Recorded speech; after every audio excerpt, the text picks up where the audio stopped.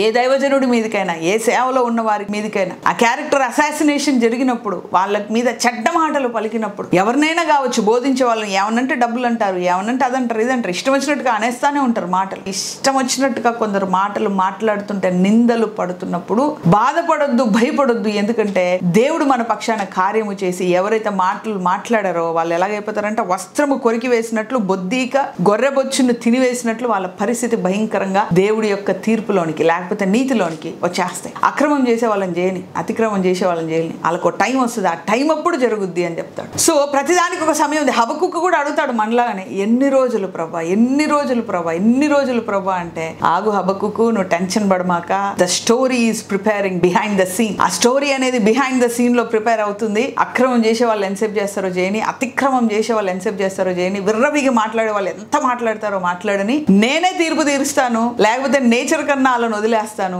ఈ నేచరే వాళ్ళని తీర్పు తీర్చేస్తుంది. అరిగటి దేవుడే తీర్పు తీరుస్తాడు, లేకపోతే సృష్టికి అప్పచెప్పేస్తాడు, చూసుకోండి రా బాబు అని. ఆ సృష్టి వాళ్ళని చూసేస్తుంది. కాబట్టి క్రీస్తుని నమ్ముకున్న మనము దూషణ మాటలకు దిగులు పడకుండా, భయపడకుండా, ఆయన మన పక్షాన కార్యము చేసే దేవుడు. ఇవన్నీ కూడా మాటలు సత్యమైన, జీవమైన, నిజమైన మాట. ఈ మాటలన్నీ కూడా మనం గట్టిగా పట్టుకుంటే దేవుడు ఖచ్చితంగా మన జీవితంలో కార్యము చేస్తాడు. ఆమేన్.